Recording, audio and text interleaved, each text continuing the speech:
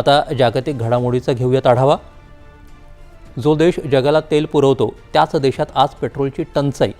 ही बातमी विरोधाभासी खरीच, मात्र असं घडलंय रशियात। याचं कारण थेट युद्धाशी जोडलेलं आहे। रशिया युक्रेनमधलं युद्ध 4 वर्षांपेक्षा अधिक काळ सुरू आहे। मोठ्या प्रमाणावरती जीवितहानी झाली आहे, तरी ते थांबेल ही चिन्ह दिसेनात, कारण आता तर त्याची तीव्रता वाढली आहे। गेल्या काही महिन्यात युक्रेननं रशियाच्या तेल शुद्धीकरण प्रकल्पांवर ड्रोन हल्ल्यांची तीव्रता प्रचंड वाढवली आहे। यंदा रशियातल्या तेलशुद्धीकरण प्रकल्पांवरच्या ड्रोन हल्ल्यांची संख्या गेल्या वर्षीच्या तुलनेत दुप्पट झाली आहे। सद्यस्थिती पाहता रशियानं 31 जुलैपर्यंत पेट्रोल निर्यातीवरती बंदी घातली आहे। कॅरिशी, मॉस्को, निझनी, लावगोरोद आणि यर्झान तसंच यारोस्लाव इथले मोठे प्रकल्प जवळपास ठप्प झालेत आणि एकूण तेल शुद्धीकरण क्षमतेच्या जवळपास 1/4 भाग सध्या बंद आहे। मार्चपासून आतापर्यंत रशियाच्या 10 सर्वात मोठ्या रिफायनरीपैकी 8 रिफायनरींसह अनेक ठिकाणी 20हून अधिक हल्ले झालेत। आंतरराष्ट्रीय ऊर्जा संस्थेने याबद्दल चिंता व्यक्त केली आहे। याचा थेट परिणाम सामान्य रशियन नागरिकांवरती होतोय। दुसरीकडे युद्धाच्या आघाडीवर तीव्रता आणखी वाढली आहे। गेल्याच आठवड्यामध्ये युक्रेननं सेंट पीटर्सबर्गमधल्या एका तेल टर्मिनलवरती आणि रशियाच्या बाल्टिक फ्लीटच्या मुख्य तळावरती क्रॉन्स्टाट नौदलावरती हल्ला केला होता। याला उत्तर म्हणून रशियानं क्यूवर गेल्या 10 दिवसात 2दा मोठे हल्ले केले।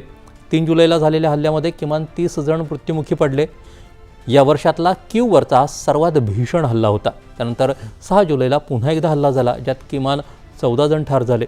या सगळ्या घडामोडींच्या पार्श्वभूमीवर अमेरिकेचे राष्ट्राध्यक्ष ट्रम्प यांनी गेल्या काही दिवसात पुतिन आणि झेलेन्स्की या दोघांशी स्वतंत्रपणे दूरध्वनीवरून संभाषण केलं।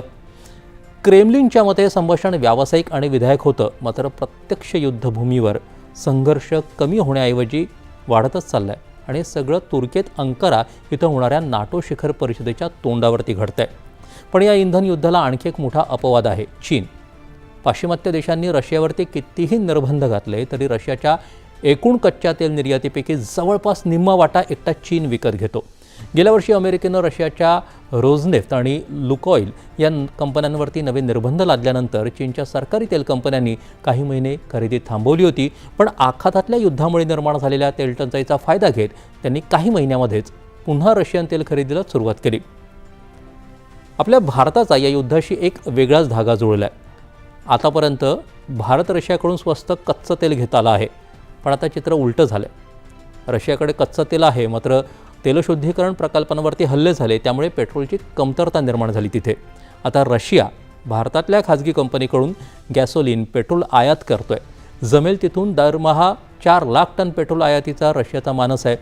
युद्ध आता केवळ सीमेवरचं राहिलेलं नाही, ते इंधनाच्या टाकीपर्यंत, रशियातल्या सामान्य नागरिकापर्यंत पोहोचलं आहे। याचे आणखी किती जागतिक पडसाद उमटतील याची चिंता सगळ्यांना लागून राहिली आहे। सध्या पावसानं चांगलाच जोर धरला।